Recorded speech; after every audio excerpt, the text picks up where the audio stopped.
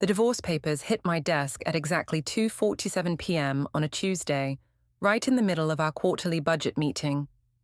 23 colleagues watched as I opened what I thought was another vendor contract, only to find my entire life systematically dismantled across 12 pages of legal documentation.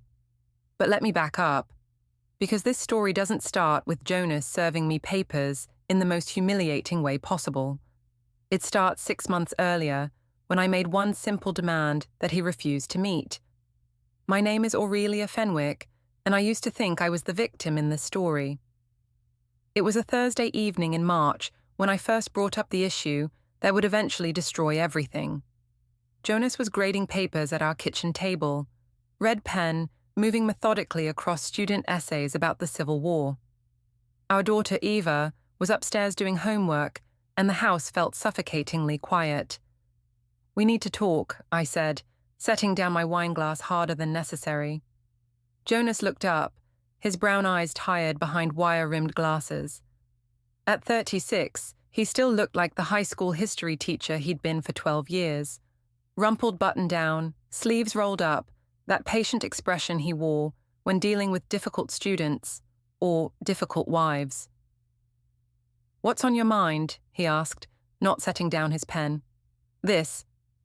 I gestured around our modest kitchen with its outdated appliances and chipped countertops. "Us. This whole situation we're living in." "I'm not following." I sat down across from him, pushing aside a stack of his papers. "Jonas, I'm 34 years old. I make $68,000 a year as an operations manager. I work 50-hour weeks. I manage a team of 12 people, and I come home to this. This being our home, our family. This being you grading papers every night while I handle dinner, bedtime, laundry, Eva's school stuff, social calendar, everything. You act like your job is the only one that matters." Jonas finally set down his pen. "Aurelia, I help with—" "No, you don't help. That's the problem. You help when I ask, when I remind you, when I practically beg you, but you never just see what needs doing and do it." He rubbed his temples. "I've had parent conferences all week and I'm behind on grading. Can we discuss this later? See, right there. Your work always comes first. When's the last time you planned a date night? When's the last time you surprised me with anything? When's the last time you made me feel like I mattered more than your students? That's not fair. Isn't it?" I leaned forward. "I need you to step up, Jonas. I need you to be a real partner, not just someone who splits the mortgage with me." The conversation went nowhere, like most of our conversations had been going for months. Jonas promised to try harder. I said I'd be patient, and we both went to bed knowing nothing would change. But something did change. 3 days later, I got a text message that would alter the trajectory of our entire marriage. I was at my desk, reviewing quarterly performance reports, when my phone buzzed. The message was from Micah, Jonas's younger brother. "Hey Aurelia, saw your Facebook post about feeling unappreciated. You okay?" I stared at the message for a long moment. I'd posted something vague the night before, just a quote about feeling invisible in your own life. I hadn't expected anyone to notice, least of all Micah. Micah Fenwick was 32, an accountant at a mid-sized firm downtown. Where Jonas was reserved and scholarly, Micah was more outgoing, more attentive. He'd always been friendly at family gatherings, but we'd never really talked one-on-one. I typed back, "Just marriage stuff. Nothing major." His response came quickly. "Want to grab coffee and vent? Sometimes it helps to talk to someone outside the situation." I should have said no. I should have deleted the message and forgotten about it. Instead, I found myself typing, "That would be nice, actually." We met the following Tuesday at a cafe downtown. Micah arrived first, already seated at a corner table with 2 lattes waiting. He stood when he saw me, giving me a quick hug that lingered just a moment longer than brotherly. "You look stressed," he said as we sat down. "Gee, thanks," I laughed, but it felt good to have someone notice. "I mean it. What's going on with you and Jonas?" For the next hour, I found myself telling Micah everything. How Jonas never initiated conversations about our relationship. How he seemed content with our boring routine while I felt like I was dying inside. How I'd tried to explain my needs and he'd just not gotten it. "You deserve better than that," Micah said, his hand briefly covering mine on the table. "You deserve someone who sees how amazing you are." The contact sent an unexpected thrill through me. When was the last time Jonas had touched me spontaneously? When was the last time he'd called me amazing? "It's not that simple," I said, but I didn't move my hand away. "It could be." That night, I went home energized in a way I hadn't felt in months.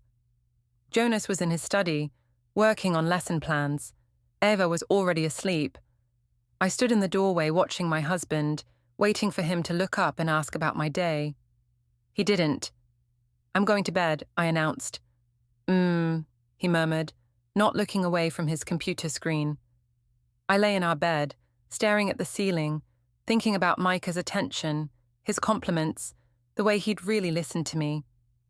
When Jonas finally came to bed an hour later, he kissed my forehead absently and rolled over to his side of the bed. The next morning, I texted Micah. "Thanks for yesterday. I needed that." His response, "Anytime. You're worth listening to." The second coffee meeting happened 2 weeks later, then a third. By the fourth, we'd moved from the cafe to a wine bar, and Micah was telling me about his own relationship struggles. "I dated someone for 3 years," he said, swirling his glass of Pinot Noir. "She was great on paper, but there was no spark, no real connection. I ended it last year because I realized I was settling." "At least you recognized it," I said. "Some of us just keep hoping things will change." "Have you talked to Jonas about how you're feeling?" I laughed bitterly. "I've tried. He either doesn't get it or doesn't want to get it. Last week I told him I felt like we were roommates instead of married couple. You know what he said? 'We've been together for 10 years, Aurelia. This is what marriage looks like.'" Micah shook his head. "That's bullshit. Marriage should be about growing together, not just existing together." "Exactly." I felt validated in a way I hadn't in months. "I don't want to just exist. I want to feel alive in my own life." We were sitting closer now, our knees almost touching under the small table. The wine had made me bold, or maybe it was just the intoxicating feeling of being truly heard. "You are alive," Micah said softly. "You're vibrant and intelligent and passionate. If Jonas can't see that, that's his loss." Our eyes met across the table and something shifted. The air between us felt charged, dangerous. "I should go," I said, but I didn't move. "Should you?" The first kiss happened in the parking lot beside my car. It was soft, tentative, nothing like the perfunctory goodnight kisses Jonas and I exchanged. This kiss felt like coming alive after months of sleepwalking. "This is crazy," I whispered against Micah's lips. "I know." "It's wrong." "I know." But we kissed again anyway. I drove home in a daze, my lips still tingling, my heart pounding with a mixture of guilt and exhilaration. Jonas was already asleep when I got home. I stood in our bathroom, staring at my reflection, seeing a woman I barely recognized. My cheeks were flushed, my eyes bright. I looked alive. The guilt hit me the next morning over breakfast. Jonas was making Eva's lunch, humming softly to himself, completely oblivious to the fact that his wife had kissed his brother 12 hours earlier. Eva was chattering about her upcoming school play, and Jonas was listening, asking questions, being a good father. Maybe I was being too hard on him. Maybe I was expecting too much. Maybe. My phone buzzed. A text from Micah. "Can't stop thinking about last night." The guilt evaporated, replaced by that same electric feeling. I quickly deleted the message and looked up to find Jonas watching me. "Everything okay?" he asked. "Just work stuff," I lied smoothly. He nodded and went back to packing Eva's lunch. No follow-up questions, no real interest. The moment crystallized everything I'd been feeling. Jonas was a good man, a good father, but he wasn't a good husband. Not for me. Not anymore. That evening, I made an effort. I cooked Jonas's favorite dinner, opened a bottle of wine, put on a dress he used to compliment me on. When he came home from school, I greeted him with a kiss and a smile. "What's the occasion?" he asked, looking genuinely surprised. "Can't I make dinner for my husband?" "Of course, it's just different." We sat down to eat and I tried to engage him in conversation. I asked about his day, his students, his plans for the weekend. His responses were polite but distant, like he was talking to a colleague rather than his wife.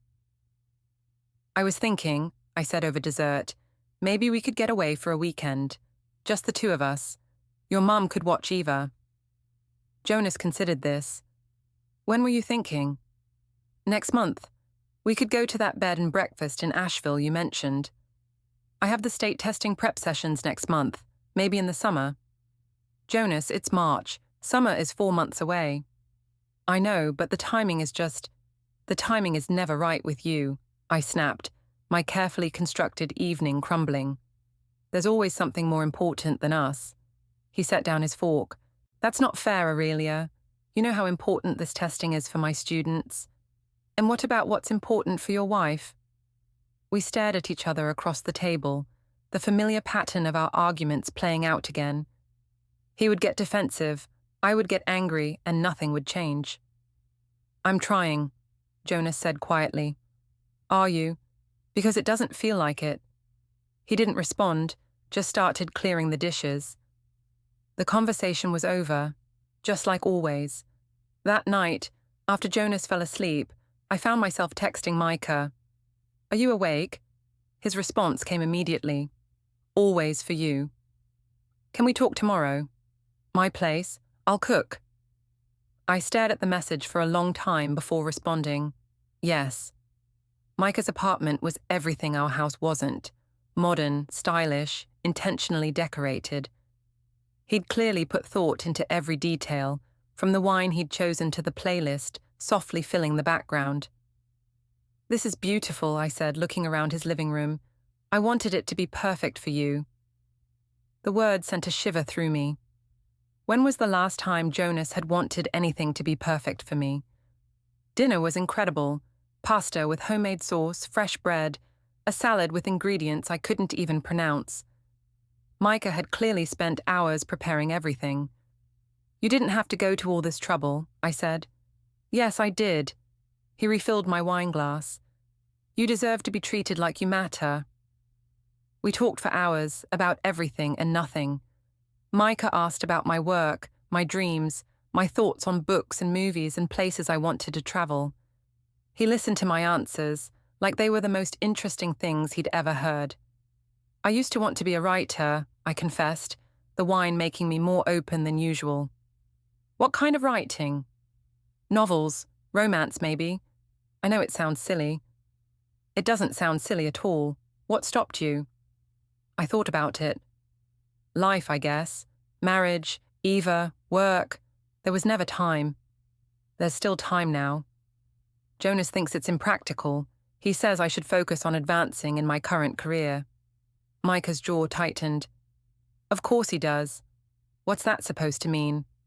"Nothing, it's just, Jonas has always been practical to a fault. Even when we were kids, he never understood why anyone would want to take risks or chase dreams." I felt a surge of defensiveness, followed immediately by the realization that Micah was right. Jonas had never encouraged my creative pursuits.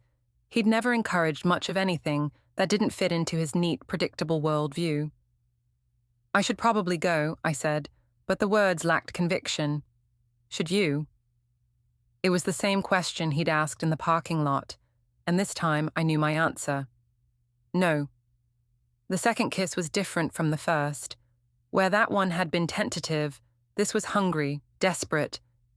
We moved from the dining room to his couch, hands exploring, boundaries dissolving.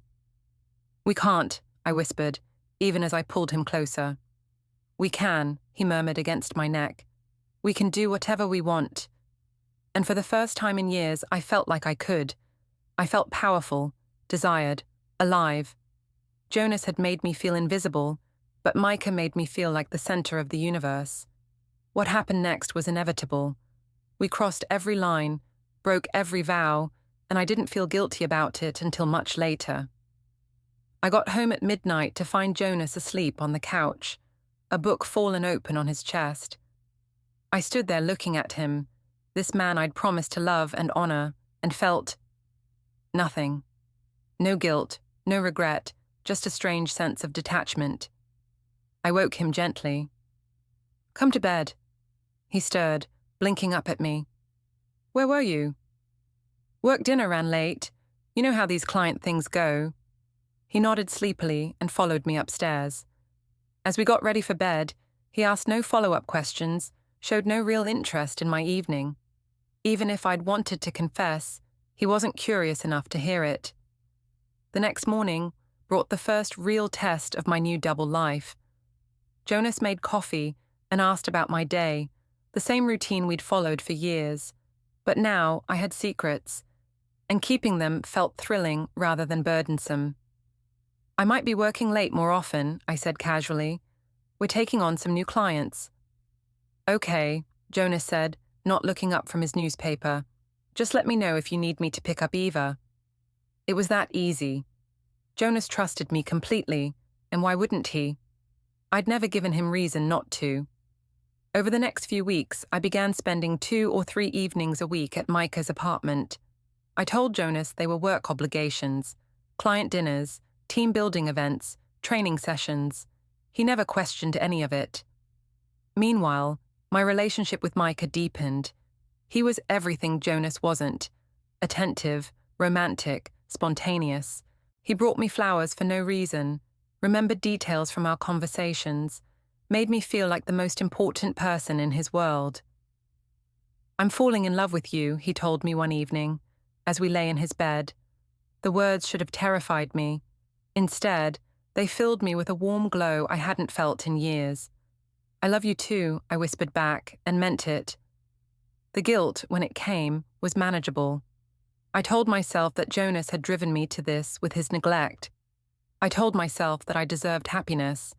I told myself that what Jonas didn't know couldn't hurt him. I was wrong about that last part.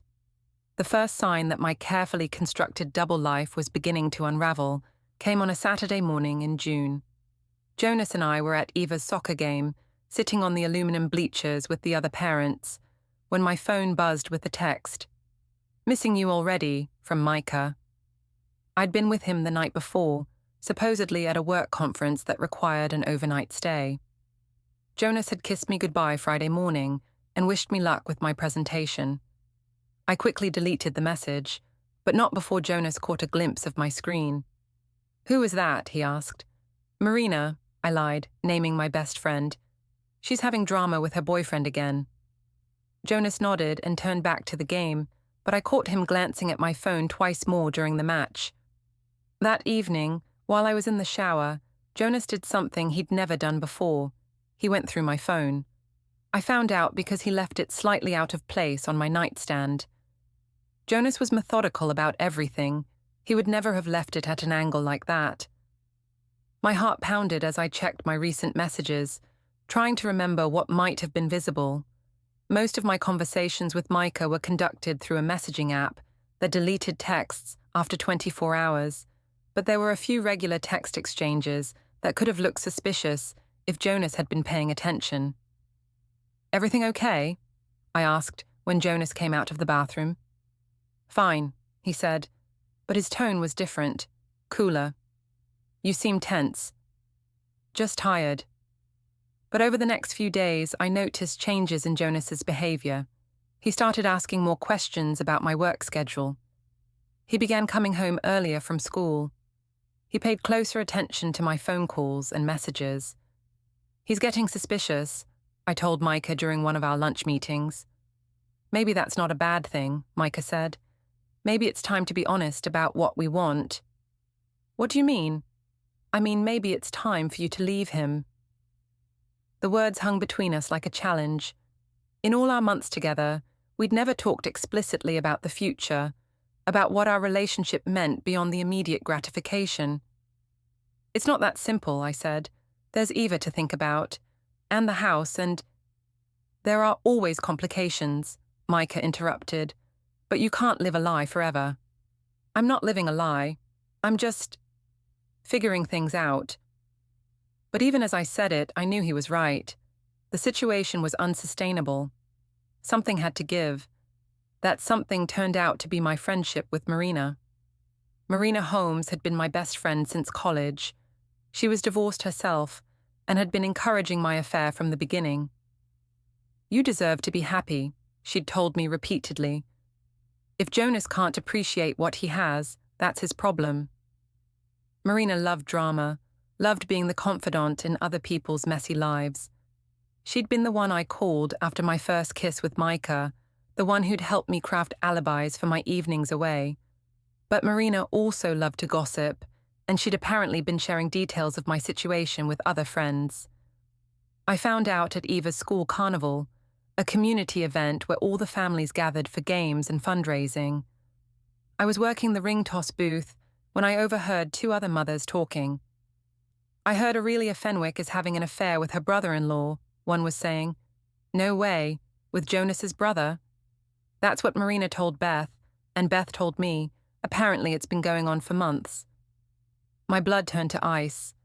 I looked around frantically and spotted Marina across the carnival grounds, manning the face-painting station. Our eyes met, and her guilty expression told me everything I needed to know. I abandoned my booth and marched over to her. We need to talk, I said through gritted teeth. Aurelia, Now. We walked to a quiet area behind the school building, away from the crowds. How could you? I demanded. How could you tell people? I only told Beth, and I swore her to secrecy. I had no idea she'd… You had no right to tell anyone.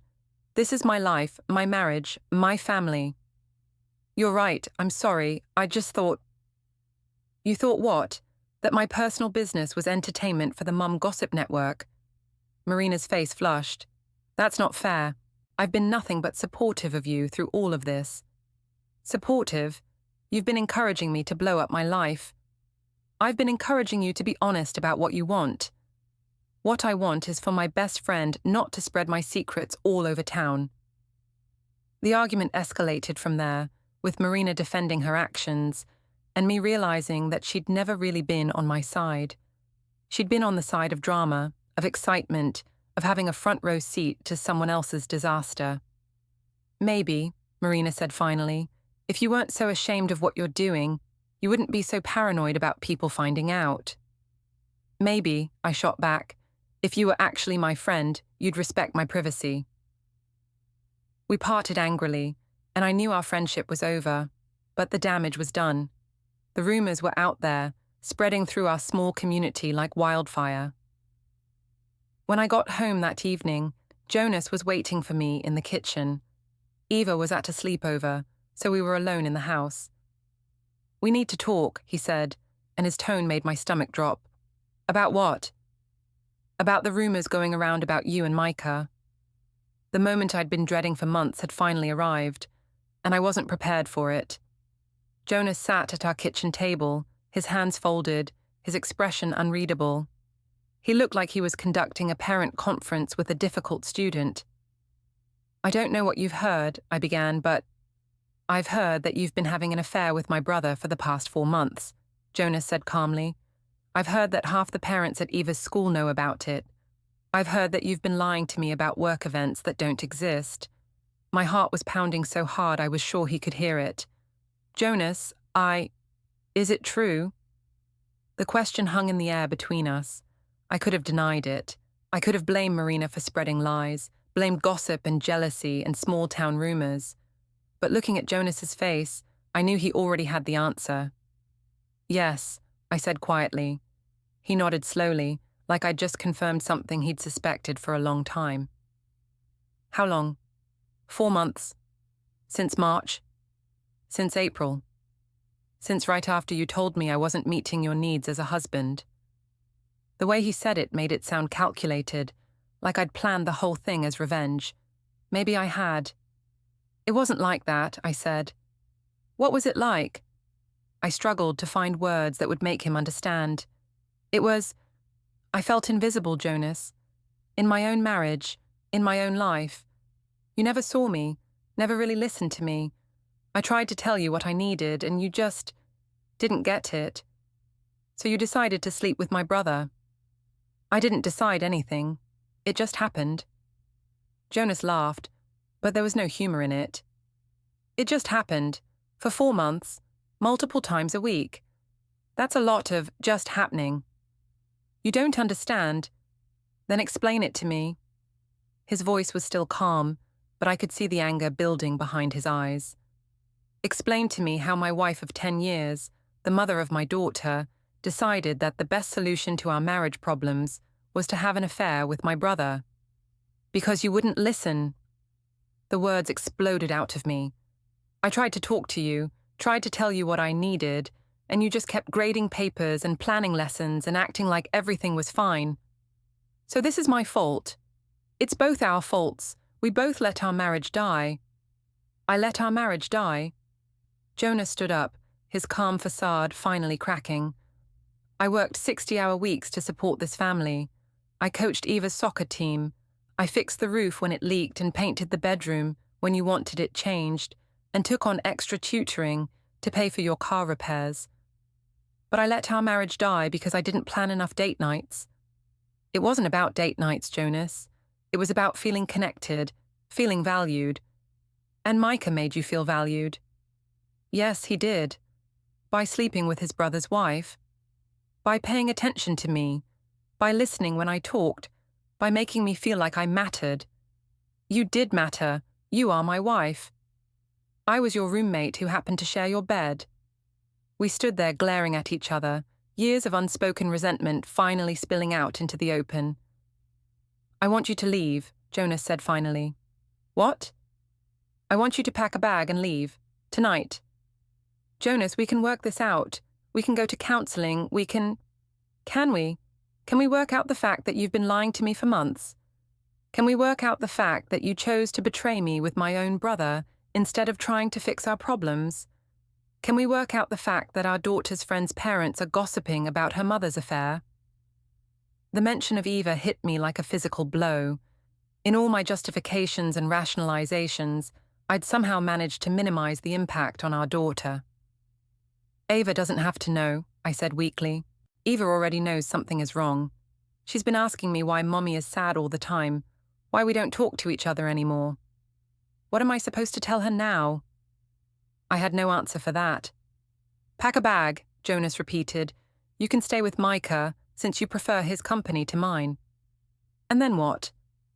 And then we figure out how to divide up 10 years of marriage and explain to our 8-year-old daughter why her family is falling apart. I went upstairs and mechanically packed a suitcase, my hands shaking as I folded clothes and gathered toiletries. This wasn't how I'd imagined this conversation going. In my mind, Jonas would have been more emotional, more willing to fight for us. His calm, methodical approach to our marriage's destruction was somehow worse than screaming would have been. When I came back downstairs, Jonas was sitting at the kitchen table again, writing in a notebook.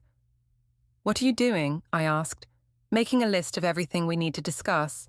Custody arrangements, division of assets, who keeps the house. You're already planning our divorce? He looked up at me with something that might have been pity. Aurelia, you planned our divorce the moment you decided to sleep with Micah. I'm just dealing with the logistics. I wanted to argue with him, to tell him he was giving up too easily, that marriages could survive affairs. But looking at his face, I knew there was no coming back from this. Jonas wasn't the type to forgive and forget. He was the type to make careful, considered decisions and stick with them. I'll call you tomorrow, I said. Call my lawyer, he replied, not looking up from his notebook. I drove to Micah's apartment in a daze, my suitcase in the back seat, my marriage officially over. When I knocked on his door, he took one look at my face and pulled me into his arms. What happened? He asked. He knows, I said. Everyone knows. Okay, Micah said. Okay, we'll figure this out. But as I stood in his apartment, surrounded by the scene of my betrayal, I realized that I didn't know what I wanted to figure out. I'd been so focused on what I wasn't getting from Jonas that I'd never really considered what I was building with Micah. Now I was about to find out. Living with Micah was nothing like I'd imagined during our stolen evenings together. The romance and excitement that had characterized our affair evaporated quickly when faced with the reality of my situation. "You need to call a lawyer," Micah said the morning after I'd moved in. "Jonas is probably already working on the divorce papers." "I know," I said, but I didn't want to think about lawyers and paperwork. I wanted to pretend that this was just a temporary separation, that Jonas and I would eventually work things out. "Aurelia, you can't just ignore this." "I'm not ignoring it. I just need time to process." But Micah was right. Jonas was moving forward with characteristic efficiency. By the end of the week, I'd received a call from his attorney requesting a meeting to discuss dissolution of marriage and custody arrangements. The lawyer's office was sterile and intimidating, all glass and chrome and expensive-looking furniture.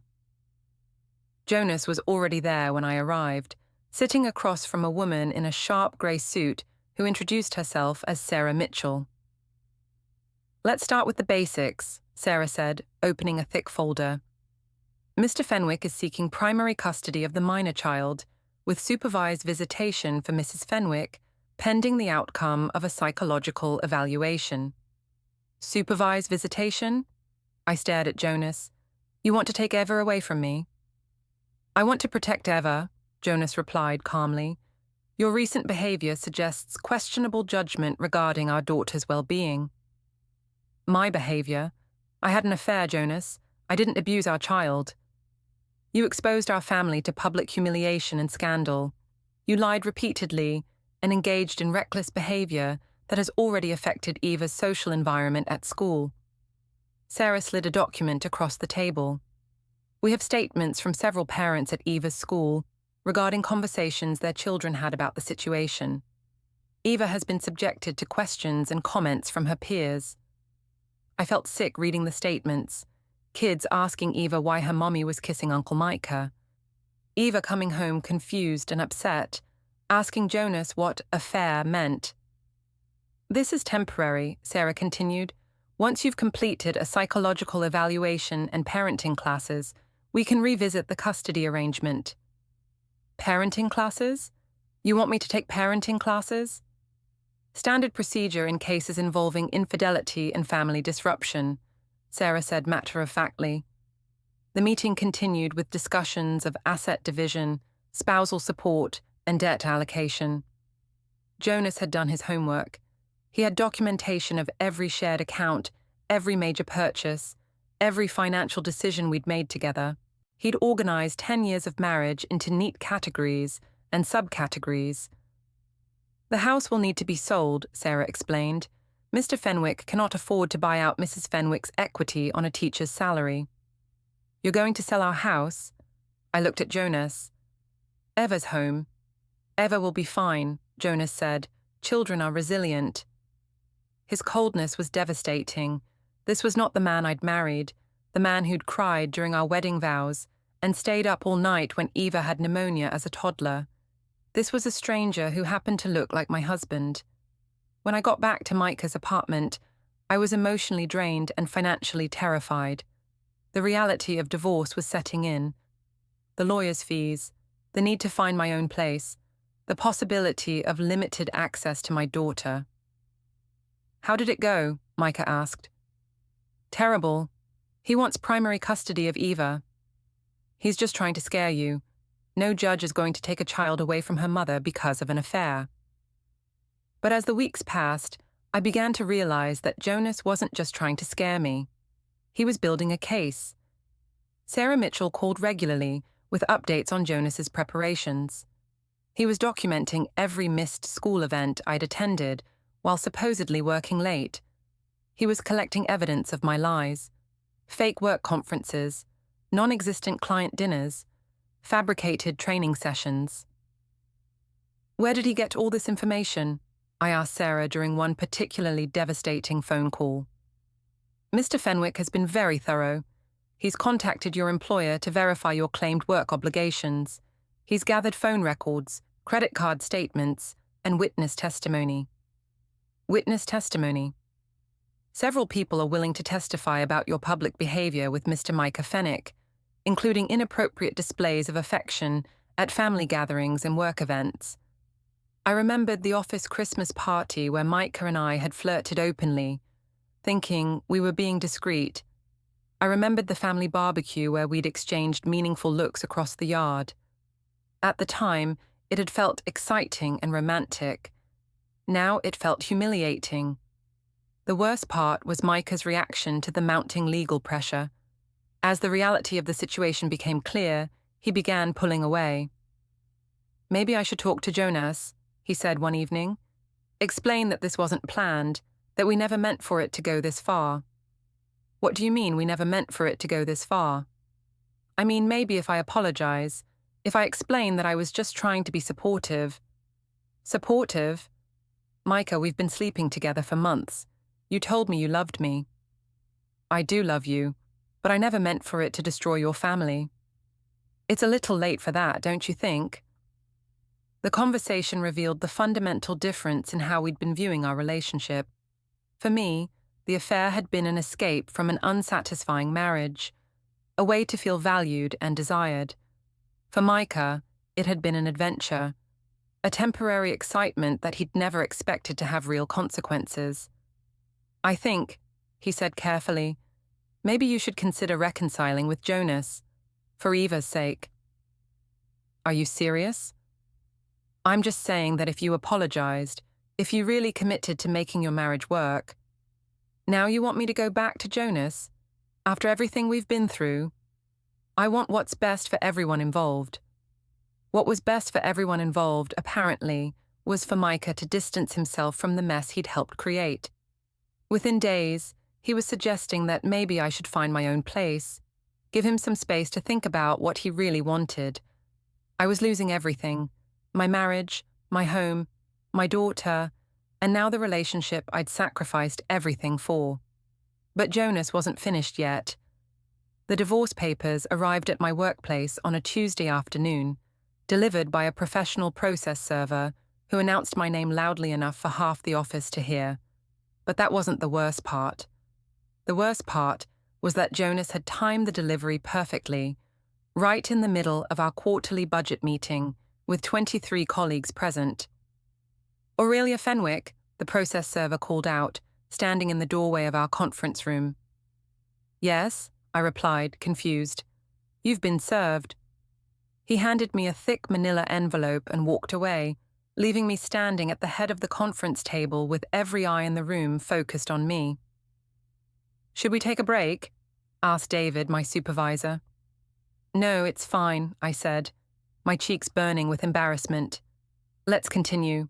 But I couldn't concentrate on budget projections and quarterly targets. The envelope seemed to burn in my hands, and I could feel my colleagues exchanging glances. By the end of the meeting, I was sure everyone knew exactly what had just happened. I waited until I was alone in my office to open the papers. Jonas was seeking dissolution of marriage on grounds of adultery. He was requesting primary physical custody of Eva with supervised visitation for me. He was asking for spousal support and attorney's fees. But the real shock came in the attached documentation. Jonas hadn't just been gathering evidence. He'd been building a comprehensive case that painted me as an unfit mother, an unfaithful wife. There were phone records showing dozens of calls between Micah and me, often late at night. Credit card statements highlighting charges at restaurants and hotels where I'd claimed to be attending work functions. Screenshots of social media posts where I'd complained about my marriage and hinted at finding happiness elsewhere. Most damaging were the witness statements. Jonas had collected testimony from parents at Eva's school, colleagues at his work, and even some of my own co-workers who'd noticed my frequent absences and mood changes. But the document that made my blood run cold was a statement from Eva's school counselor. Apparently, Eva had been meeting with Mrs. Rodriguez regularly because she was having trouble concentrating in class and had been asking concerning questions about divorce and family separation. Ava has expressed confusion about her family situation, the counselor's statement read. She's mentioned that her mother is frequently absent in the evenings and that her parents argue when they think she's not listening. She's also repeated some inappropriate comments she's overheard from other children about her mother's relationship with her uncle. I was destroying my daughter's sense of security, and I hadn't even realized it. That evening, I called Jonas to try to discuss the papers. "There's nothing to discuss," he said. "Sign them or don't sign them. Either way, this marriage is over." "Jonas, please, can't we at least try to work this out for Eva's sake?" "For Eva's sake? You should have thought about Eva before you decided to sleep with my brother." "I know I made mistakes, but..." "Mistakes? Aurelia, you didn't make mistakes. You made choices. You chose to lie to me for months. You chose to humiliate our family publicly. You chose to put your own desires ahead of our daughter's well-being." "That's not fair. I never meant for any of this to hurt Eva." "But it did hurt her, and it's going to keep hurting her thanks to your choices." The conversation ended with Jonas hanging up on me, and I realized that the man I'd been married to for 10 years was gone. This new Jonas was cold, calculating, and absolutely determined to make me pay for what I'd done. Over the next few weeks, the situation continued to deteriorate. Micah had officially ended our relationship, claiming he needed to focus on repairing his family relationships. I was living in a small apartment across town, seeing Eva for 4 hours every Saturday afternoon under the supervision of a court-appointed monitor. My work performance was suffering from the stress and embarrassment of the public divorce proceedings. Colleagues who'd once been friendly were now distant and professional. I'd become the office scandal, the cautionary tale about what happened when you mixed personal drama with professional life. But Jonas still wasn't finished. The final blow came on a Thursday evening when I was leaving my office building. Jonas was waiting by my car, holding another manila envelope. "What's this?" I asked. "Evidence," he said simply. "Evidence of what?" "Your perjury." He handed me the envelope and I opened it with shaking hands. Inside were copies of emails between Micah and me, dating back to the beginning of our affair. Emails where I'd explicitly planned alibis for our meetings, where I'd coached Micah on what to say if Jonas asked questions, where I'd detailed my strategies for hiding our relationship. "Where did you get these?" I whispered. "Micah gave them to me," Jonas said, "along with a full confession about the timeline of your affair, the extent of your deception, and his willingness to testify on my behalf in custody proceedings." I felt like I'd been punched in the stomach. Micah had betrayed me completely, handing over evidence that would destroy any remaining credibility I had in the divorce proceedings. "He's trying to save himself," Jonas continued. "He's claiming you seduced him, that you manipulated him into the affair by lying about our marriage problems. He's painting himself as the victim of your manipulation." "That's not true." "Isn't it? You did lie to him about our marriage. You told him I was neglectful and emotionally abusive. You made him believe that you were trapped in an unhappy situation and that he was rescuing you." I wanted to deny it, but Jonas was right. I had painted him as the villain in my story, had exaggerated our problems to justify my behavior to Micah. "The point is," Jonas continued, "you lied under oath during your deposition. You claimed the affair was spontaneous, that you never planned or premeditated your deception. These emails prove otherwise. What do you want from me?" "I want you to sign the divorce papers with the custody arrangement I've proposed. I want you to agree to supervised visitation until Eva is old enough to decide for herself whether she wants a relationship with you, and I want you to stop pretending that you're the victim in this situation. And if I don't, then I'll file these emails with the court, charge you with perjury, and seek to have your visitation rights terminated completely." I stared at the man I'd once loved, the father of my child, and realized that he'd become someone I didn't recognize. But then again, so had I. "Fine," I said. "I'll sign." Jonas nodded and walked away, leaving me standing in the parking lot with the evidence of my own destruction in my hands. 6 months later, our divorce was finalized. Jonas got primary custody of Eva, the house sold, and I moved to a different city to start over. I see my daughter every other weekend now, and we're slowly rebuilding our relationship. I never spoke to Micah again after learning about his betrayal. He moved to another state shortly after the divorce was finalized, apparently unable to handle the guilt and family drama he'd helped create. Jonas remarried 2 years later to a fellow teacher who treats Eva like her own daughter. From what I hear, he's happy, happier than he ever was with me. As for me, I'm still trying to understand how I became the villain in my own story. I told myself I was fighting for my happiness, but I was really just running away from the hard work of fixing my marriage. I told myself Jonas didn't appreciate me, but I never gave him the chance to try. I destroyed my family for a relationship that was built on lies and fantasy, and I lost everything that actually mattered in the process. The divorce papers that arrived at my office that Tuesday afternoon weren't just the end of my marriage. They were the final proof that actions have consequences, and that sometimes those consequences are exactly what you deserve.